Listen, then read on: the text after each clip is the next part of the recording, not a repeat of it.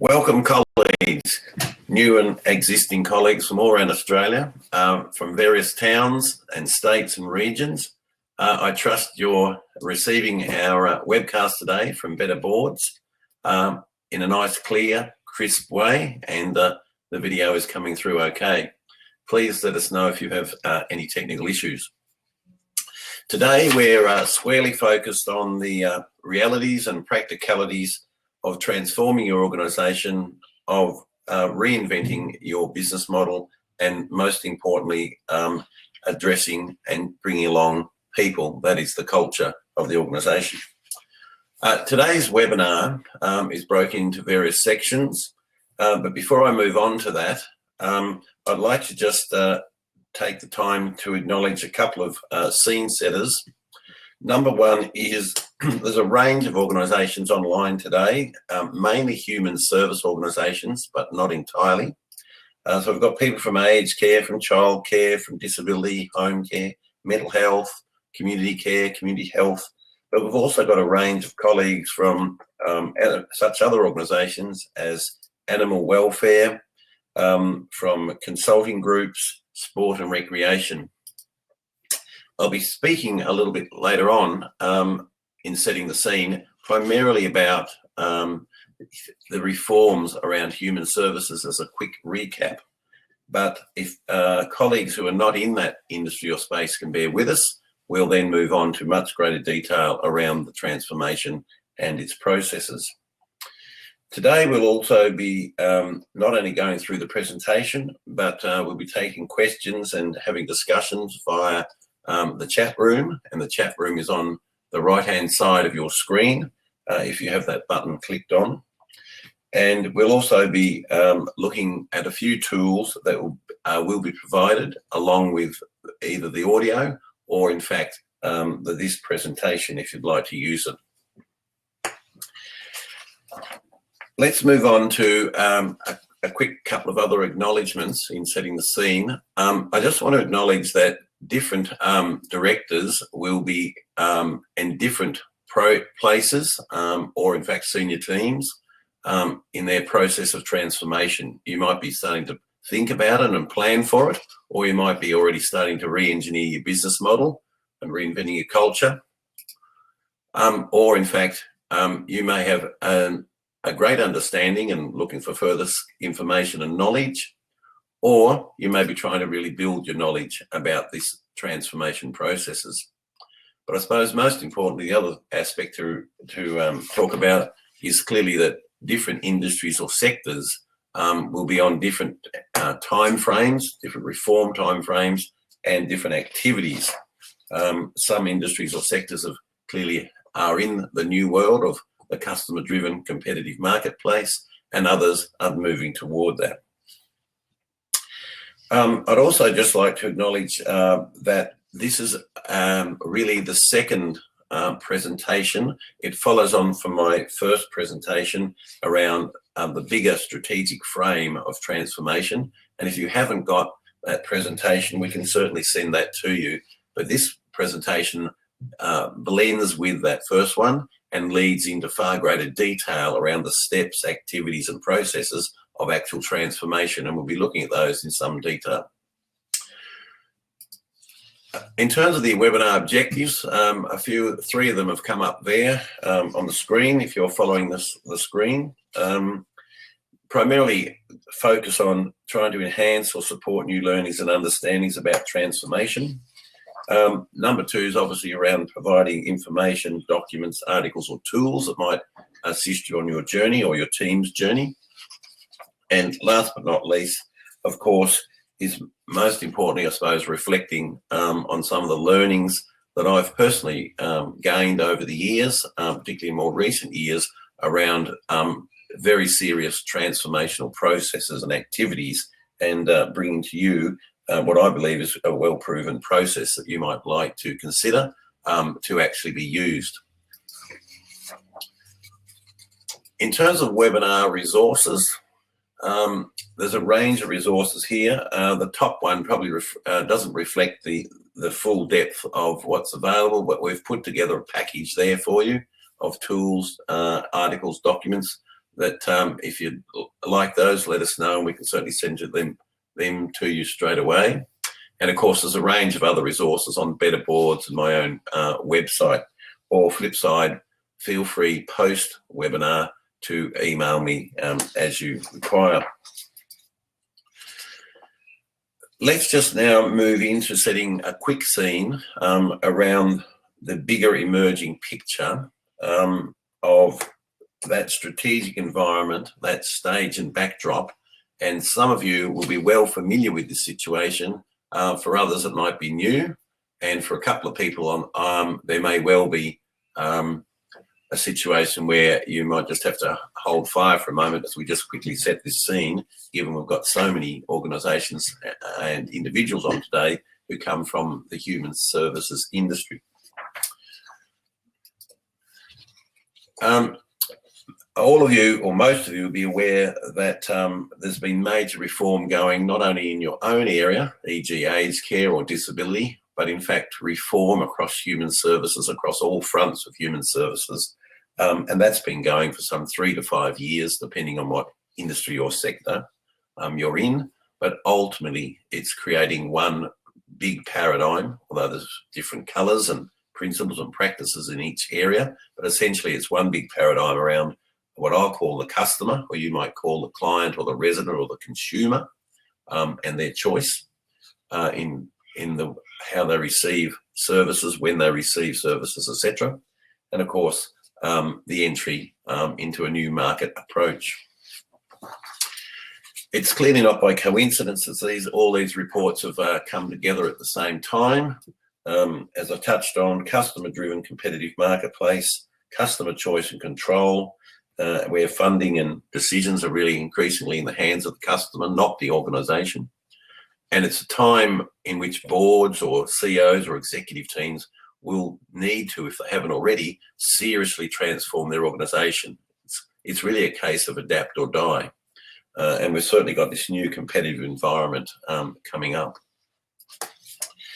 Just on that, as we move forward on this same approach around reform, clearly the reforms are really focused on 4 things, as most of you are aware. There's a set of national strategies for each, or reforms for each industry or sector. There's a whole raft of new structures and authorities and different government entities that have been set up.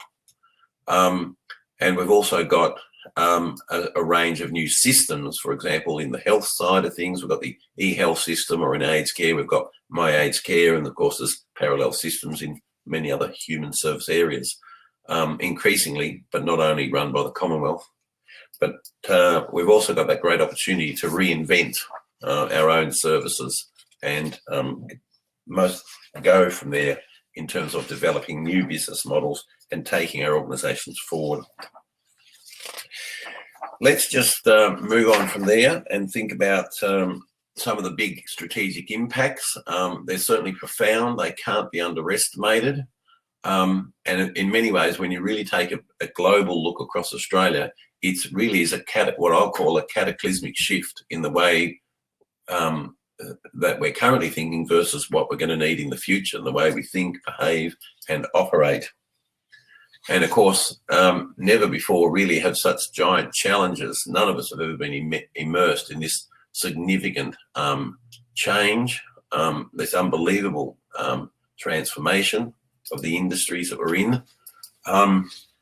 We're also in a situation where that brings immense opportunity, but it also brings challenges.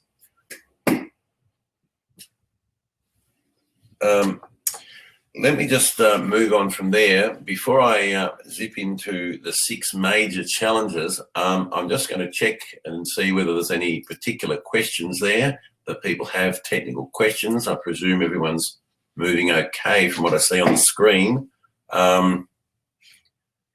A couple of people have sound problems. Let me just see there if we can address that in any way. I'll leave you to talk with Raphael if you have any technical questions though. Let's look at the 6 big challenges that we're facing, whether you're a board, director, a CEO, or a senior manager. Challenge number one is this giant paradigm leap.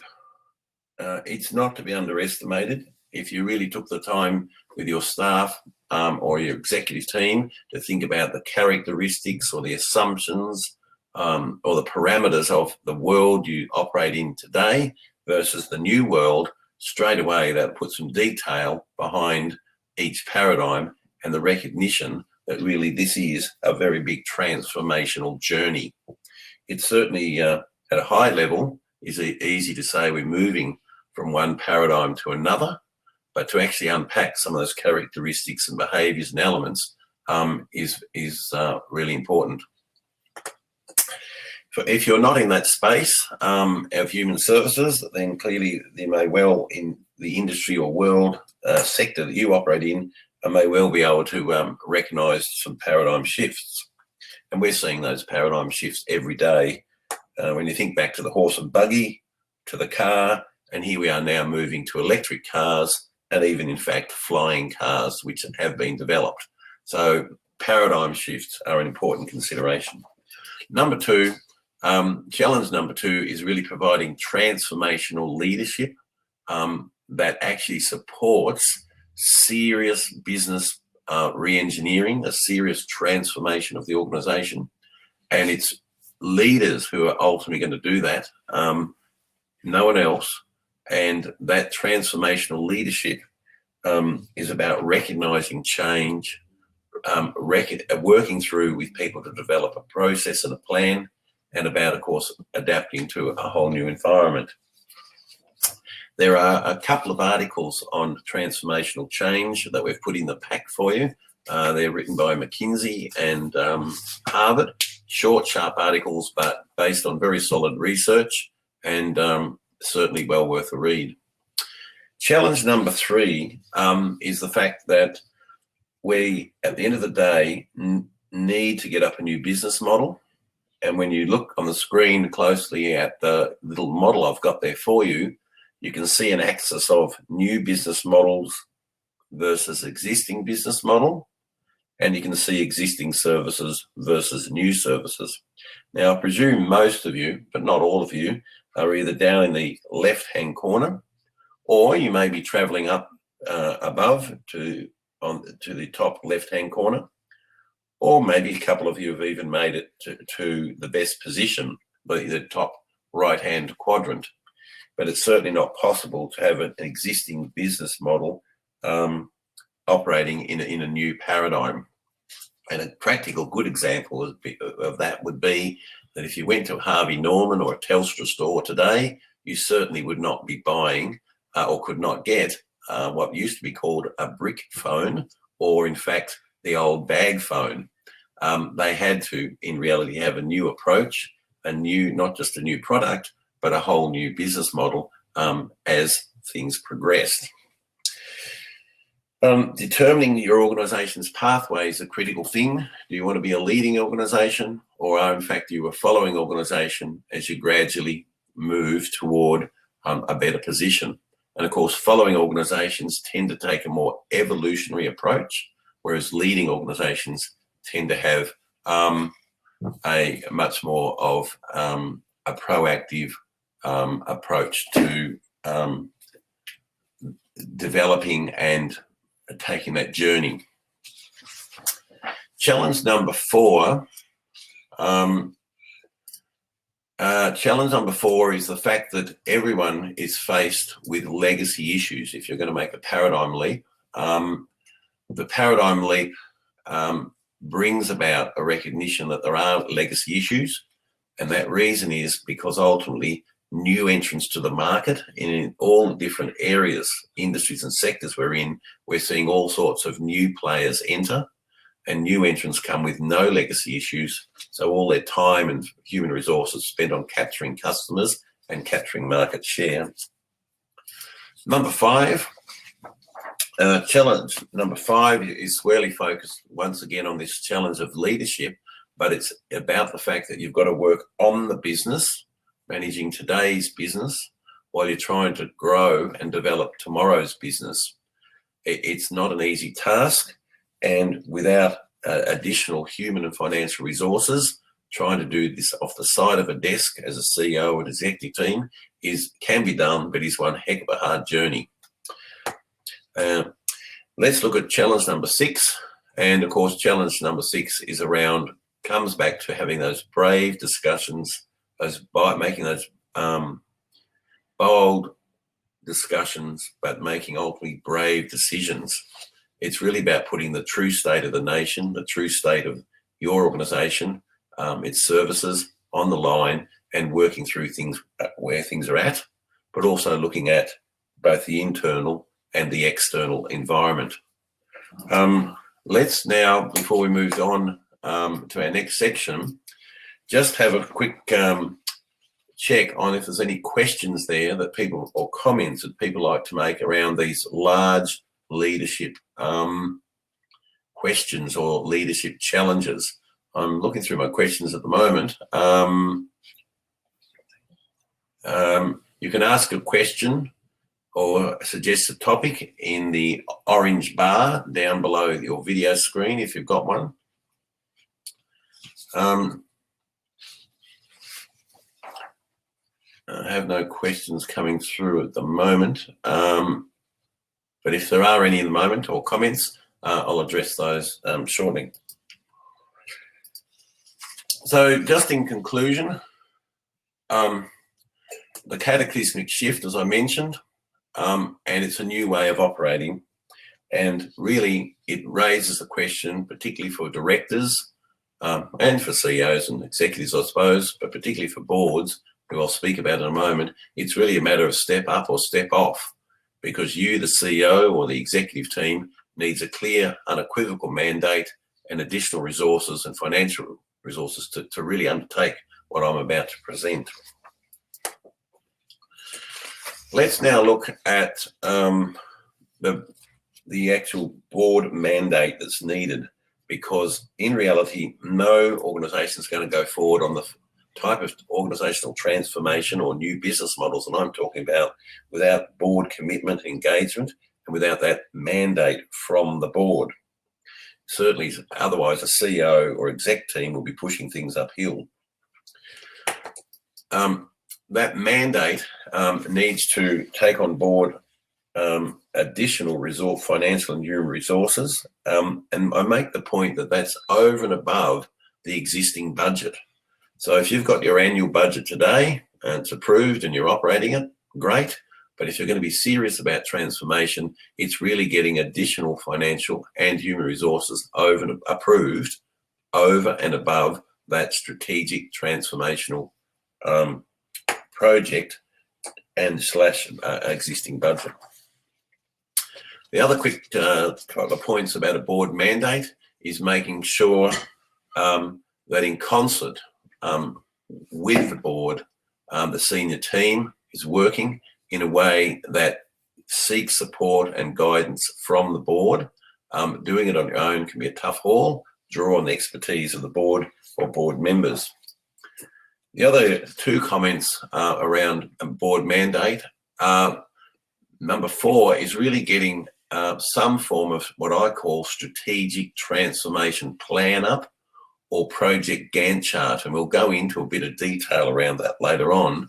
But if you're going to be successful in getting that board mandate, if you've engaged them and done the pre-work with the board, that could be taking them on tours or getting speakers in or getting them to understand this new world and what it really means.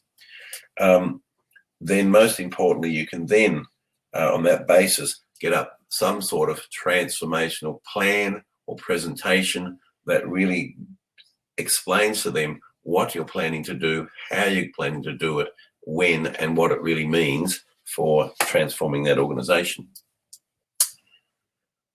Let's move in now to actually looking at the transformational, what I call the strategic transformational process.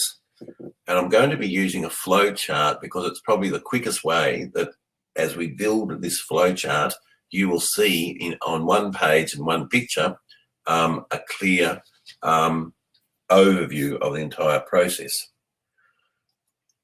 Obviously, this process can be added to or deleted, modified. I'm just reflecting a process that I've developed and used. But with fresh eyes, you might want to do things in a slightly different way or adopt a different transformational process. Number one, the first arrow across the page is about continually monitoring that external environment, not just today and then forgetting about it tomorrow, but really keeping a close eye on the overall layout of the emerging and future parameters, frameworks, trends, patterns, players, competitors of the world you and your organisation operate in. Next one is making sure that as we're doing that, we have, as I previously mentioned, have got some form of strategic transformational plan and project Gantt chart actually documented, presented, agreed to, and both the board, yourself, the senior team, exec team are on board with all that. And as the process evolves, then you can clearly communicate and implement that particular plan. In any transformational process where you're really looking to completely transform that organisation, it needs to be a staged approach. But before I unpack that, let me just quickly make a point about the word transformation. And probably one of the best examples I can give you is, in fact, if you think of the red telephone box, and some of you will well remember the red telephone box and using it and what it was like. It wasn't that many years ago, versus now what we might call our mobile device, not even mobile phone. That is definitely a transformation. It's a paradigm shift, yes, but it's a transformation. And if you think between the red telephone box and your mobile device today, we went through a second set of activities, and that's called discontinuous change. We had the first mobile phone was actually $55,000 in the back of a Land Cruiser, and it went in. You then went to brick phones and bag phones, and on it went. That's the discontinuous change that happens along the journey of big industry reform or organisational transformation. So let's move on to stage one. Stage one in this process, 3 steps. Each one of these has quite a bit of detail behind them, but there's clearly reviewing existing customer brand experience and undertaking research. There's addressing the new or reinventing your vision and mission. I'm a strong advocate that a new paradigm, a new business model demands a new vision. And of course, there's the market research, existing and new, and the sub-markets and market channels. If you're not sure about what market channels are, I unpack that a little bit later on. Step 2, so you would undertake stage 1 first. As you moved into then stage 2, and stage 2, I've got the numbered 2.1, the co-design of a new business model. 2.2, looking at current and future services that fit to those markets and the model. And then, of course, there's dealing with the brand and image, and, of course, the financial modelling, not the P&Ls or cash flows, the financial modelling of the new business model. Stage 3 is then 3.1 is the new organisational structure and positions, because a new business model, new services, etc., will require reinvented or new structure and positions. There's the new PDs and employment mechanisms of that, e.g., if you're moving to 24 hours a day, 7 days a week service, then clearly an existing EBA or an existing employment mechanism, probably in a purely financial sense, will provide you with serious financial challenges. Then, of course, there's getting up your projected P&Ls and cash flows or capital plans for the next 3 or 5 years. And stage 4 is, in fact, the new business model and bringing together the existing business services or products, and transferring the new ones and growing the new ones and bringing those two lots of existing and new together. And I'll provide you in a moment with a little chart that shows how all that happens. So that's the sort of strategic transformational process or flow that I typically would use or have used with many players. You may wish to add, delete, modify that, but at least it gives yourselves and your board or your exec team a feel for how this process would actually work. And of course, you can obviously add timeframes later on. Let's look at number one quickly, stage one. And I'll just make some key points here around it. In the new world, customers don't care about past performance or let alone your legacy issues or constraints. They're looking for a new brand experience, a new way of interacting. And it's important that you undertake research and analysis on existing and new customers, their brand experience. And that if you're not sure about those words, there are a number of articles on that can assist you. The other consideration around the brand experience is tying it back in and understanding the organisation's value proposition to the customer. Because clearly the customer is going to be looking out for the value proposition, whether it's price, performance, place, quality, style, unique factors, etc. Stage 1.2, which is about the new vision or mission.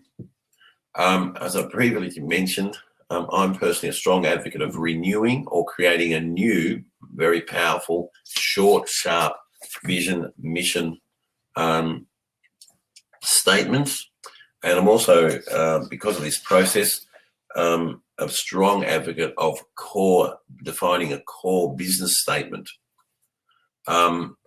Core business statement, let me just explain that to people who aren't aware of what that actually means. Think of it as our reason for being, our raison d'etre. It's definitely not the products or services or what you do. It's much deeper than that. And the quickest one I can give you is, if you think of ambulance, it's not an ambulance service. It's not to save lives or provide first aid. It's actually to run an efficient and effective medical transport system. So that tells them and gives them a basis for the mobile intensive care, the paramedic services, the first aid training, or the aeromedical. But it also tells them what services or business they're in and what they're not in. So in this new world, having a new business model anchored to a very well-defined core business statement is extremely powerful. It's a real anchor, and your vision and mission and values or philosophy, whatever you use, supports that. Let's move on quickly. 1.3 is around those new markets, sub-markets and market channels. For many of you, you may have one or two or three or a multiple stream of income, possibly much of it from government. But a new way to think about attracting new markets and new revenue streams, if you're not aware of it, is a concept called market channels. Think of them as pipelines.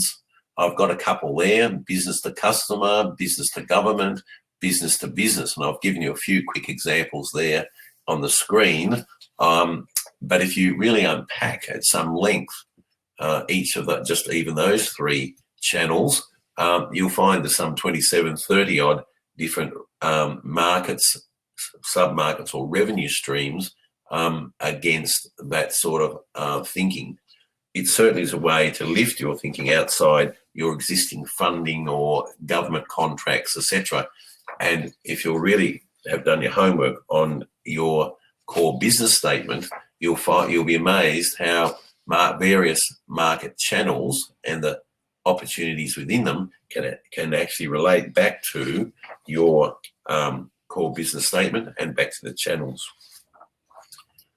Let's move on to stage number 2 and some comments there. Co-designing the new business model. Now, this is really the heart of that transformation.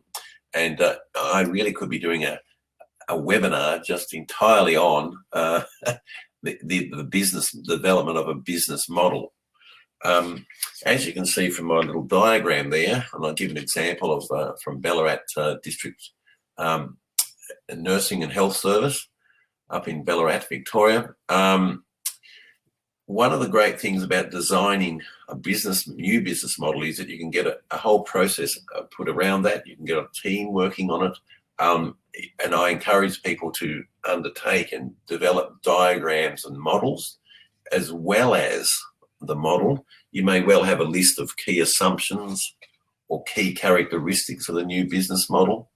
You may also look at some key risks of the new business model. So you'll end up having both a visual diagram as well as obviously some literary perspectives. But certainly I found the drawing up a business model seriously helps people understand how all the bits are going to come together, all the elements, and you can even describe processes as well. And of course, ultimately that business model has to link back to those markets and sub-markets and revenue streams, etc. A few of the things we've talked about. Let's move on from there and talk about the current and future services, because the current and future services is an area which has to anchor strongly back to the business model. But when an area or an industry or a sector is severely disrupted through a paradigm shift or the transformational changes that are occurring, I often like to go back to thinking about Porter's 5 forces, and some of you, I'm sure, will be well aware of what Porter's 5 forces are. Porter was an academic out of Harvard who basically said that when the paradigm shifts or big transformations occur, your normal markets and approaches and market channels will be severely tested or challenged. And you can see the 5 points that he puts there about the bargaining power of customers, the threat of new entrants, competitor rivalry, that's between yourselves, the threat of substitutes, and the bargaining power of suppliers. And if we think quickly only in aged care, the threat of substitutes, things like care.com, or you might even think of NAB Health or Telstra Health, for example. But certainly there's the thoughts around Porter's 5 forces. If you haven't read about those, they are well worth doing a quick search on the web and understanding what they are when it comes back to thinking about your current and future products and services. Moving on to brand and image, 2 key points initially. Obviously, in the new world, the brand and image of an organisation is going to be absolutely critical. And some of you are already well down that track in the branding space and looking at this closely. But I make the point that the brand is not just your logo or image. You need to be thinking as your brand as a toolbox. And I've popped in there, I haven't put them all in there, but I've popped in a number of elements of what you might describe as your organisation's brand toolbox. Your brand identity, the name, the trademarks, the logos, etc. Your brand awareness, are customers actually how they recognise you? The loyalty, it's not just the customer dedication to purchase continually, but it might be that they actually cause you repeat or referral business. Then, of course, is the brand management and brand equity, the total worth of your brand in the current market. So when you think of undertaking a brand review or research, as I mentioned earlier, go well beyond just your current logo, image, or a bit of associated marketing collateral. Now let's move on to the financial modelling of your new business model, 2.4. I just want to make the point that financial modelling is not just getting up a set of projected profit and loss or cash flow statements. It's work that's done before that. It's work that is getting into the financial detail and the parameters, the elements that come together to make your new business model. And in practical sense, and this will vary among different organisations and what what services they've got and how they operate. But e.g., I've put there, it might be determining your true cost margin and price of a unit of service. It might be about the billable hours and utilisation. It might be about the various financial parameters. But I've put in the middle of the slide there some information just as a quick example of, well, if we had X number of carers, what would that mean in income?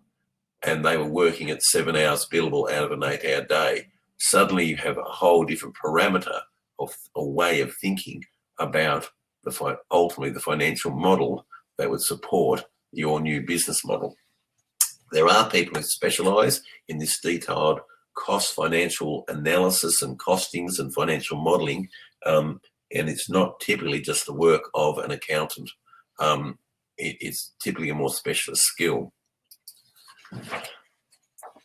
Stage 3, 4 elements that we'll be looking at there.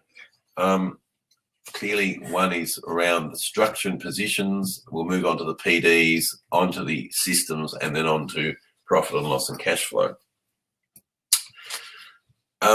New business model, new approach, a new paradigm being clearly seriously reinvented, or maybe even a new organisational structure, positions and functions or tasks will be required. It might be in whole or in part.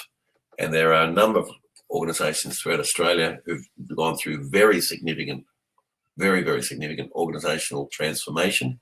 And when you literally compare their old or past org chart compared to their new one, it is categorically different. And that's your biggest acid test. It's not just adding a new position here, or, oh, we added somebody here and we took somebody away here.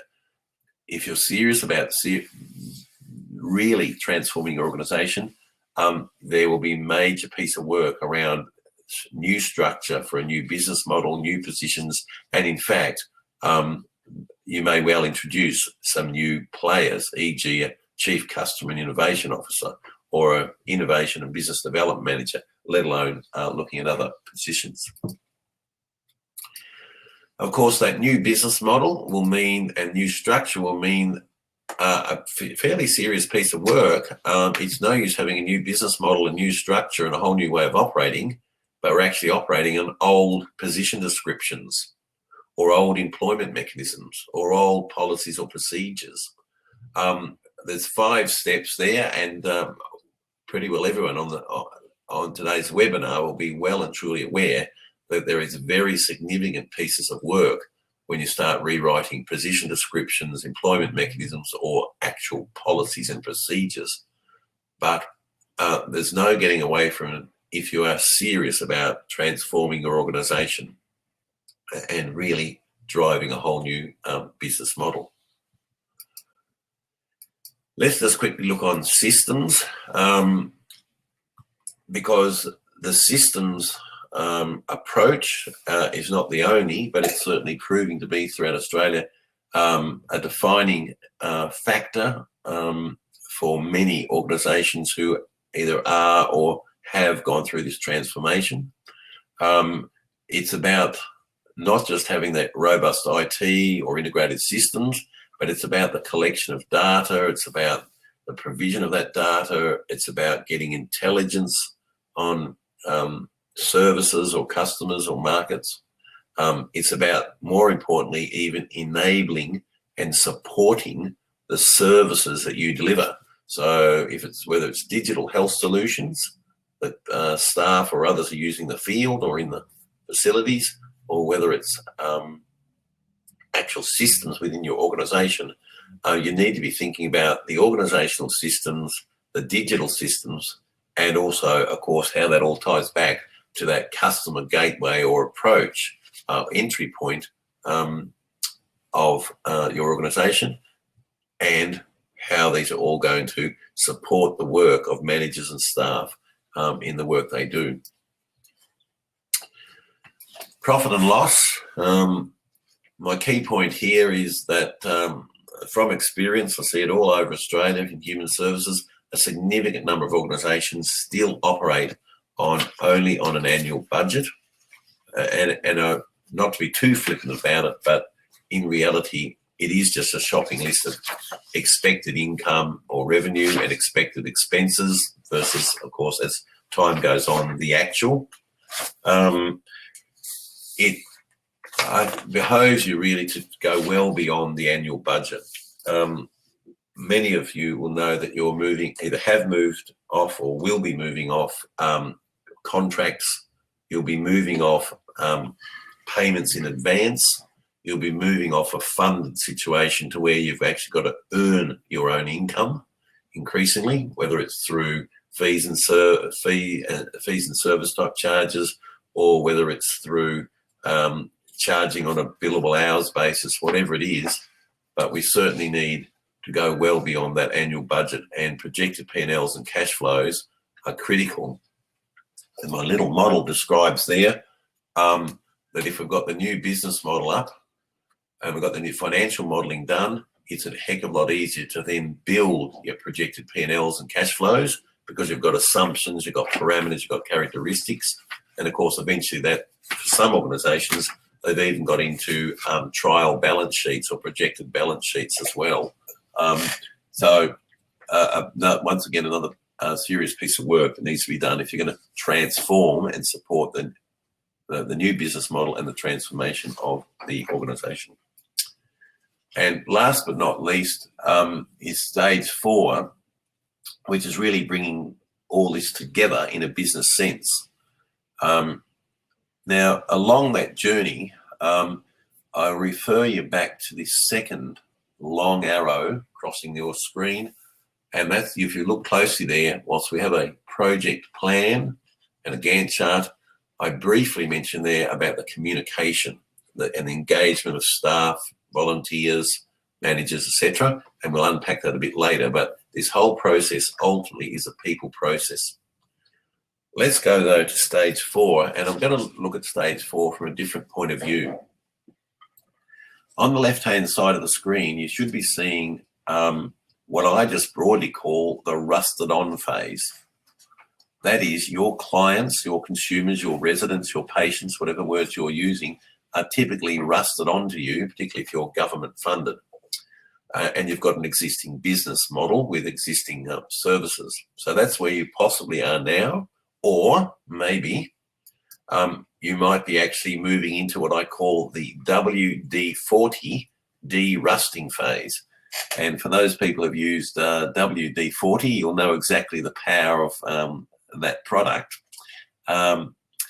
But this stage is the beginnings of the organisational transformation. And you'll still be on your existing business model, but you'll be starting to think about all the things we're talking about today. And the red dotted lines, you'll see a little bit later on, really give us indications of the best case, the medium case, or the worst case as we move through this transformational phase. And the last one, of course, the second last slide, is that as we move into this customer-driven or competitive approach, if we just remained only with our existing business model, then because of all the various forces at play, we're probably going to go into a worst case scenario, because we said before, you cannot have a new bit, operate in a new environment, a new paradigm with an old business model. So there's a real danger in hanging on. And we looked at that before on the danger zone in a previous slide.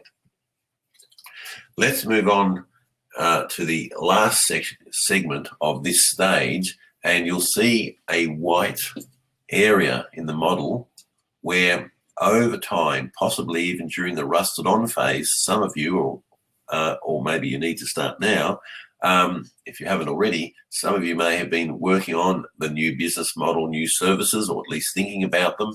And of course, as time progresses through the transformation phase, we bring on new services and the beginnings of the new business model and the sort of work we're talking about at the moment.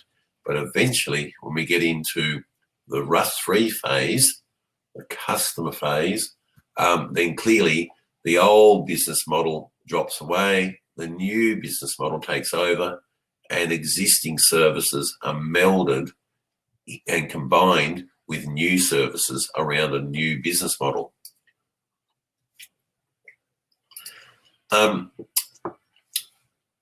We'll move from there on to the next slide, which is really just putting at a high level this whole process across a Gantt chart. And you'll see the 4 stages there: stage 1, stage 2, stage 3, and stage 4.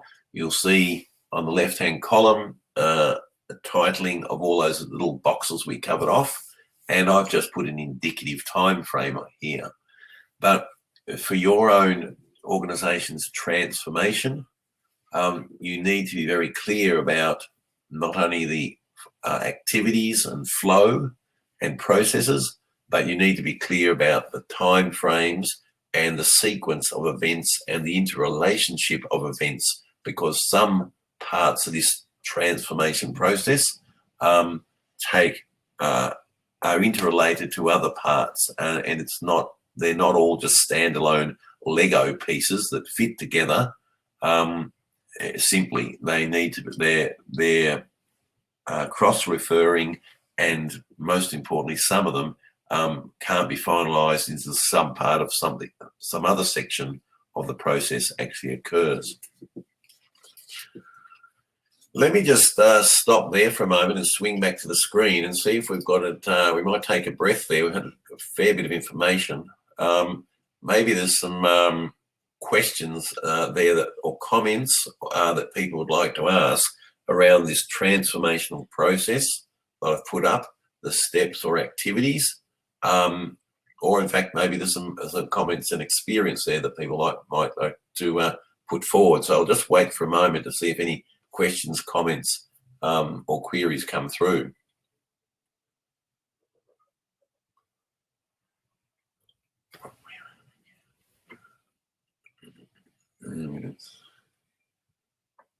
No one seems to have put any forward at the moment, but once again, feel free to take those questions or put those questions forward as we go. Nothing seems to have come through, so we'll keep moving on. Let's go on to our key learnings or reflections about this process. Things that we need to think about if we're going to really seriously transform the organisation, bring on a new business model, make it a successful process, and deliver that project on time, within budget, and to the specifications. I've touched on in the opening on a number of points around the board, and not only the board, it's also the executives as well, or senior managers. But I make a strong point about the board before, because they tie back so much to the mandate for just significant reform, such significant reform, and additional human and financial resources. But a couple of key points around going forward on this sort of process. It's pretty clear we need to understand the environment, which we've said at the very beginning of this session, and a number of you have heard me speak before or read other articles in and around the topic of the changing landscape. One area of great discussion in the reality check is really identifying what the mission criticals are.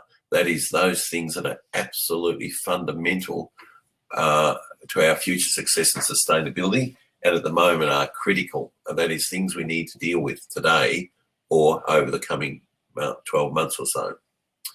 And once again, in that reality check is checking on who's on board and who's off, whether that's directors or executives.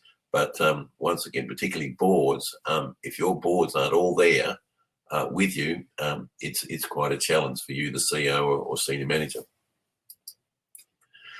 Number two, learning number two, or lesson number two, is probably is around, that I can bring to you, is around solid documentation, which really is can only be founded on serious discussions, research, planning about the process, the activities, the time, what it takes, etc. And there's a number of CEOs in Australia who I'm sure would be happy to speak with you if you needed some of their experience or advice or a case study or two on transforming human service organisations. But in terms of actual documentation, if you can develop some form of strategic transformational plan, it's not a 20 or 50 page document, it's typically a short, sharp document. I often develop them with quite a series of, each page would have a question in them, just one question per page. Why do we need to change? How will we transform? What are the key processes and activities, etc.? And then, of course, that leads into the rest of the actual plan and what's being proposed. So that's more of a preparatory document for the journey, for the process, etc. The overall architecture. The next one is really making sure we've got that some sort of flow chart, and you've seen my example of the flow chart, and you've seen an example of the Gantt chart, or you'll be familiar with other Gantt charts or software like Project Manager, etc., where you can Gantt chart up the overall activities and time. And for all these projects, because they're of such significant reform, reinvention, such a significant turnaround, getting some form of working group up is definitely a way to go. And that working group needs some sort of mandate or terms of reference to actually assist there. And of course, then there's the tools to actually implement and report on.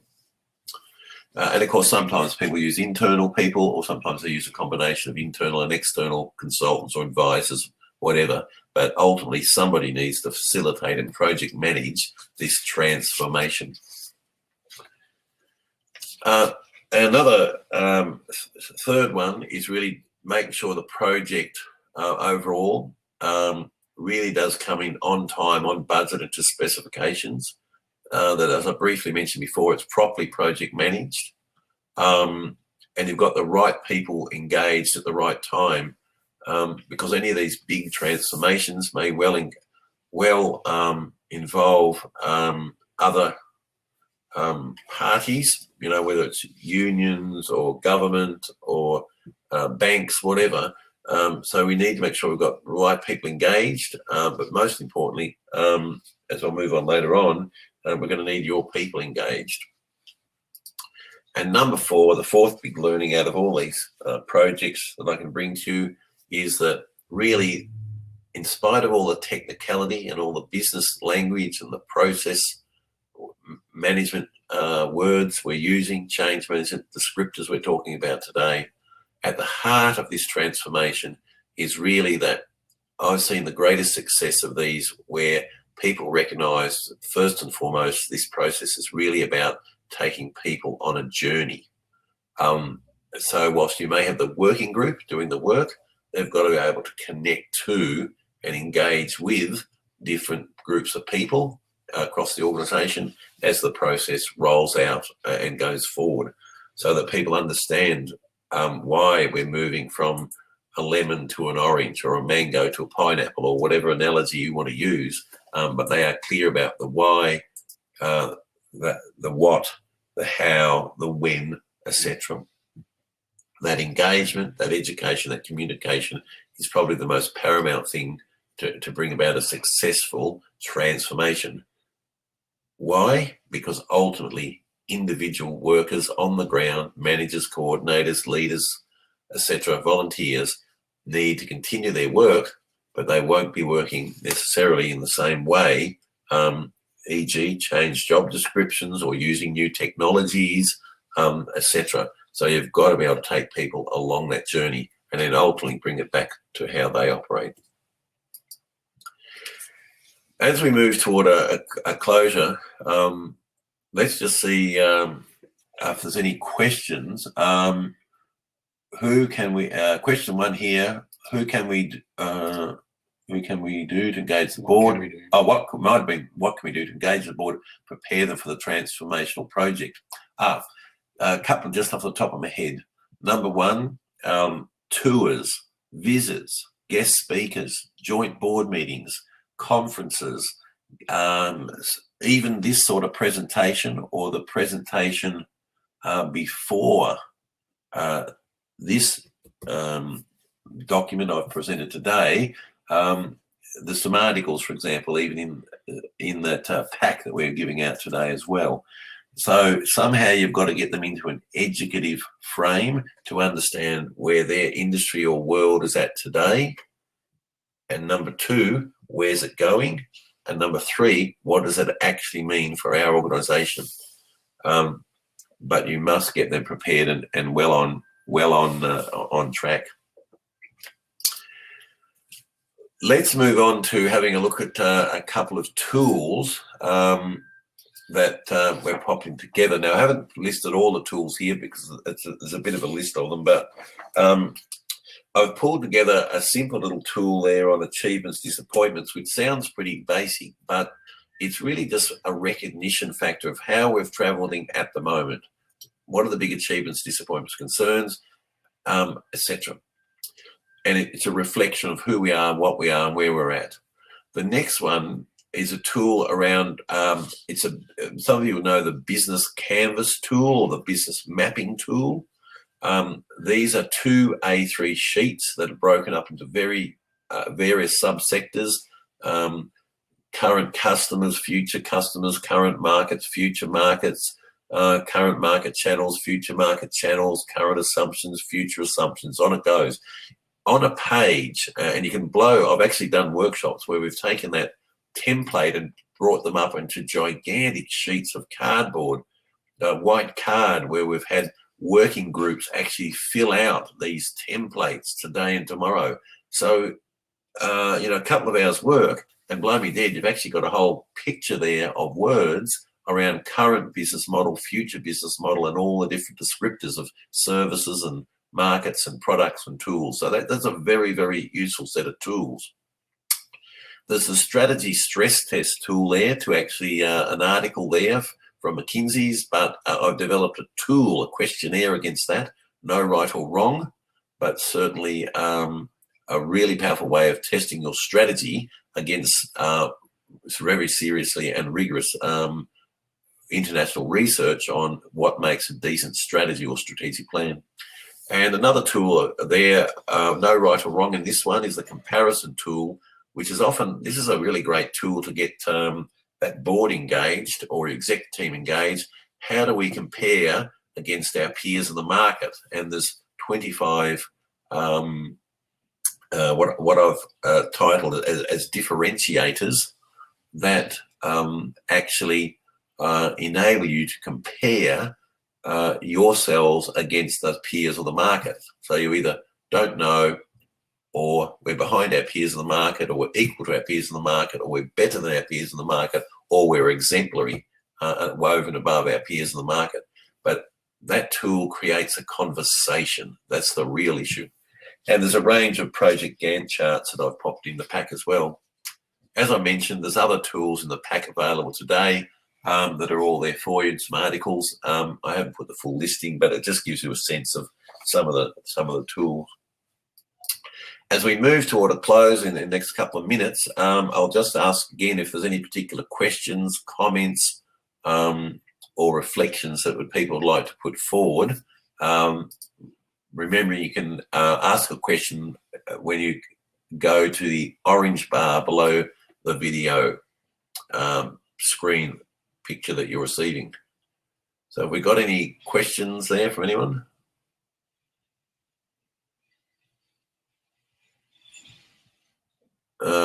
Nothing coming in at the moment.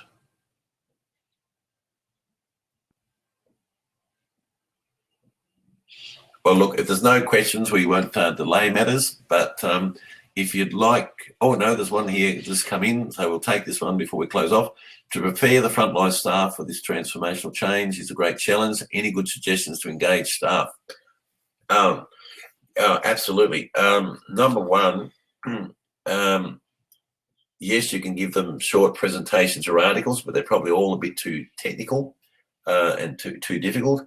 I'd be getting some conversations going in round tables with staff, whether it's at sites or facilities or whatever. And those conversations about where we're really at, number one, and number two, what understandings they've got about this new world and what will it practically mean for the services or the work they undertake. That will then lead on to a deeper conversation around how we might actually go forward.